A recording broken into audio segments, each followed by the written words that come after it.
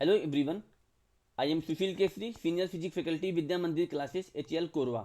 Today we are going to revise chapter Light, Shadow and Reflection. This is my second lecture on the revision of light, shadow and reflection.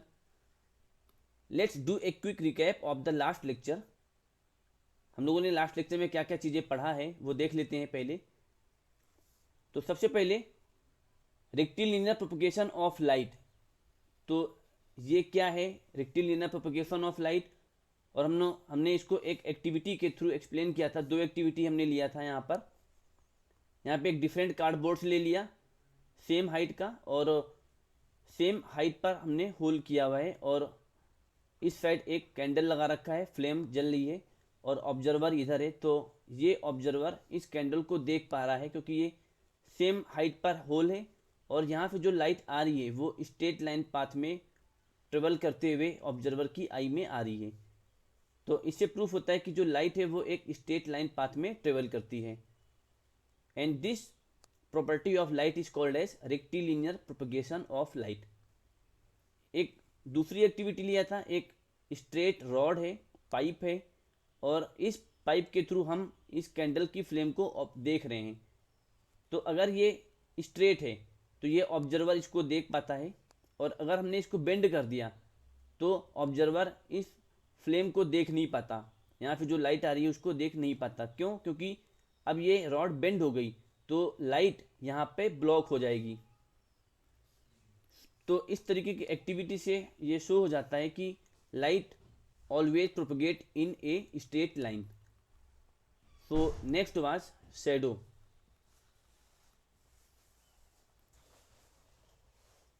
Next topic is shadow.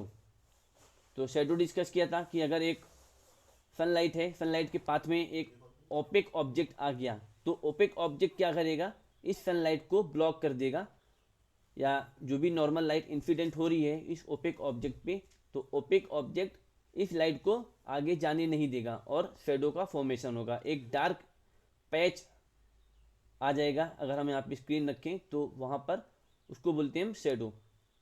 तो characteristics of the shadow discuss किया था कि characteristics क्या होती है shadow की. Shadow जो है वो हमेशा ब्लैक कलर का बनेगा, आउटलाइन को शो करेगा हमेशा. हम real picture of the object के बारे में इंफॉर्मेशन नहीं मिल पाती, फुल डिस्क्रिप्शन नहीं मिल पाता. ऑब्जेक्ट के कलर पे डिपेंड नहीं करता शैडो कि किस कलर का ऑब्जेक्ट है. अगर ऑब्जेक्ट वाइट है, ऑब्जेक्ट ब्लैक है, ऑब्जेक्ट रेड है, तब भी जो उसका शैडो बनेगा वो सेम कलर का बनेगा, dark black. Next topic was reflection of light. तो रिफ्लेक्शन डिस्कस किया था कि अगर एक लाइट इंसिडेंट हो रही है किसी भी मिरर पे या किसी भी ऑब्स्ट्रक्शन पर, तो वो बाउंस बैक हो जाती है उस मिरर से या उस बॉडी से. तो ये जो बाउंसिंग बैक का प्रोसेस है उसको बोलते हैं हम reflection of light. So bouncing back of incident light is called as reflection of light. और प्लेन मिरर डिस्कस किया था, difference between image and shadow. तो ये सारी चीज़ें हम लोगों ने डिस्कस किया था. Now come to solar eclipse. तो सोलर इक्लिप्स क्या होता है, यहाँ पर क्या है कि अगर सन और अर्थ के बीच में मून आ गया तो यहाँ पर जो मून का शेडो बनेगा अर्थ पर. तो sun, earth and moon come in a straight line. When moon comes in between the sun and the earth, its shadow might fall on the some portion of the earth. तो कुछ portion में इस moon का shadow बनेगा, तो हम यहाँ पर बोलते हैं इसको ये सोलर इक्लिप्स हो गया. The region of the earth that falls in the shadow of moon experience a solar eclipse. और ये हमेशा न्यू मून डे पर ही होता है. If the sun is completely blocked by the moon then we say the total solar eclipse. अगर sun completely block हो जाता है by the moon then we say that total solar eclipse has taken place. And if sun is partially visible and if some amount of light happens to reach the earth, तो उसको बोलते हैं हम partial solar eclipse. कुछ amount जो है वो अर्थ पे आ रहा है तो हम उसको बोलते हैं पार्शियल सोलर इक्लिप्स अगर हुआ. Solar Eclipse should never be viewed directly with naked eyes. हम इसको नेकेड आई से हमेशा कभी भी इसको देखते नहीं हैं। To view a solar eclipse partial और टोटल, पार्शियल हो या फिर टोटल सोलर इक्लिप्स से, one must take precautions by using proper protective visual aids. तो हम प्रॉपर प्रोटेक्शन का यूज़ करके हम इसको ऑब्जर्व करते हैं, देखते हैं। Next is lunar eclipse. अब यहाँ पे थोड़ा सा कंडीशन डिफरेंट है। When earth comes in between sun and the moon, means sun और मून, यहाँ पे डायग्राम के थ्रू एक्सप्लेन भी किया है कि अगर सन और मून के बीच में अर्थ आ जाता है, the shadow of the earth falls on the moon, तो मून पर अर्थ का शेडो आएगा। This phenomena is called as lunar eclipse. तो जब कभी भी ऐसी सिचुएशन आती तो हम उसको बोलते हैं lunar eclipse. When the moon is completely shadowed we observe a total lunar eclipse. जब यहाँ पे कंप्लीट ये कवर हो जाता है, कंप्लीट यहाँ पे शेडो आ जाता है मून का, मून पर, तो हम उसको बोलते हैं total lunar eclipse. And in case of partial shadowing it is partial lunar Eclipse. और एक चीज़ और कि one lunar Eclipse always happen on a full moon day, तो ये हमेशा फुल मून डे पर ही अकर होता है।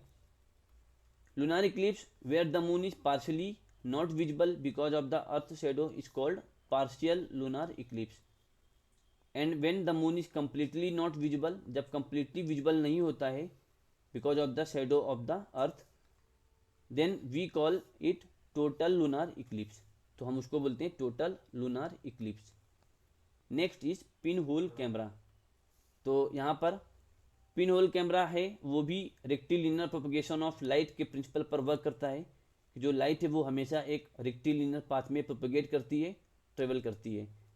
It is a closed box with A pin hole in front end translucent screen at the back. ये एक closed box है यहाँ पर, और फ्रंट साइड में ये यहाँ पर एक हम होल बनाते हैं, स्मॉल होल। तो ये यहाँ पर स्मॉल होल है, ये दिस इज स्मॉल होल। और ये बैक साइड में यहाँ पर एक ट्रांसल्यूसेंट मटेरियल का स्क्रीन होता है। इन फ्रंट में तो स्मॉल होल रहता है और translucent screen at the back. तो बैक साइड में ट्रांसल्यूसेंट स्क्रीन रहता है और इस स्क्रीन पे इमेज का फॉर्मेशन होगा। यहाँ पे हमने रे ट्रेसिंग के थ्रू इसको इमेज फॉर्मेशन दिखाया भी है। ये एक कैंडल है, दिस इज द ऑब्जेक्ट, ये यहाँ पे ऑब्जेक्ट है और ये यहाँ पर इमेज बन रहा है इस ट्रांसल्यूसेंट स्क्रीन पर। तो इस तरीके से हम यहाँ पे देखते हैं कि इमेज कैसा बनता है। तो इमेज अगर हम देखें तो कैरेक्टरिस्टिक भी हम यहाँ से बता सकते हैं इमेज को देख करके। तो कैरेक्टरिस्टिक्स क्या है यहाँ पर, इमेज इज इन्वर्टेड। यहाँ पे पहली चीज़ कि इमेज जो है वो इन्वर्टेड बनती है। इन्वर्टेड मीन्स अपसाइड डाउन बन गया।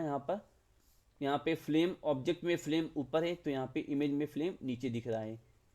Second is image is smaller than the actual object. तो एक्चुअल ऑब्जेक्ट से हमेशा स्मॉलर इन साइज बनता है। तो इस तरीके से यहाँ पे इमेज का कैरेक्टरिस्टिक्स है। तो इस तरीके से हम देखते हैं यहाँ पे कि पिन होल कैमरा से कैसे इमेज का फॉर्मेशन होता है।